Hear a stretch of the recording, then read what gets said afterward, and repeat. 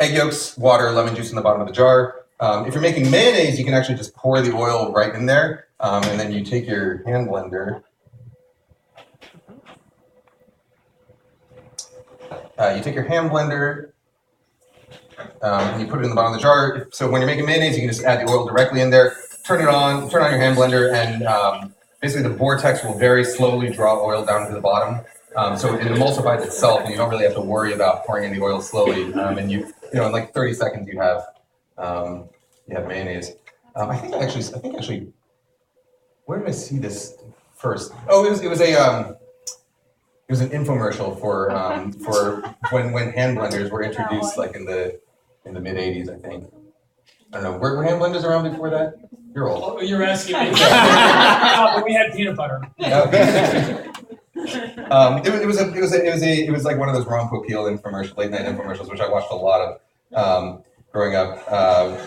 And in that commercial, he was like, "You can make mayonnaise in 2 minutes," and you can. Okay. Ron Popeil never lied. No. So I didn't forget it. The vacuum hair cutter. The Flowbee. Yeah. I always wanted one of those. I wanted every one of those products. Okay, so you probably noticed that we're not cooking the egg yolks in this case.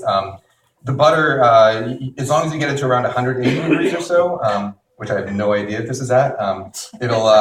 Do we have a thermometer? Yeah. As long as you get it to about 180 degrees, if you're using this ratio, which is 35 grams, I guess, whatever she said, of yolks to butter, the final temperature of the whole thing should end up being around 160 degrees. So it ends up actually cooking itself. So you don't really have to worry too much. Oops, I'm not measuring that. Okay, yeah, so we're at 100, 178, 180. Okay, so this should work out just fine. So you turn on the hand blender,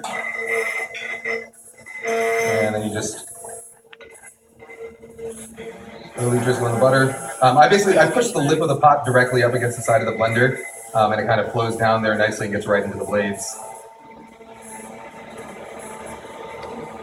And again, this is a live demo, so it's probably not going to work, but They just did it back there. It's beautiful. I see. Yeah. I see what you're about to eat. It's great.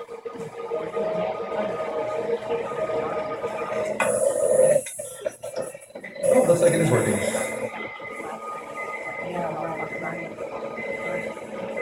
Chris, do you want to take that bag out of the bath there?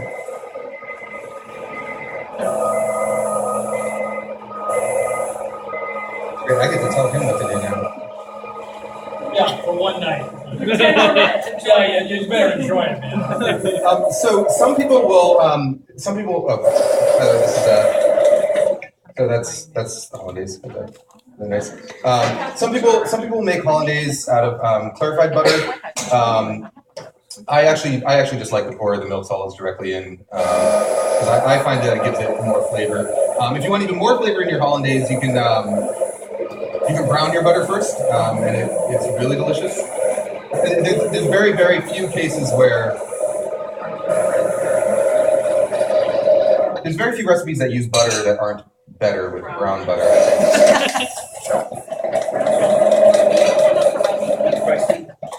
Yes, I will. They're available for free on SeriousSeeds.com, but I will also send you the recipes. Oh yeah, they're all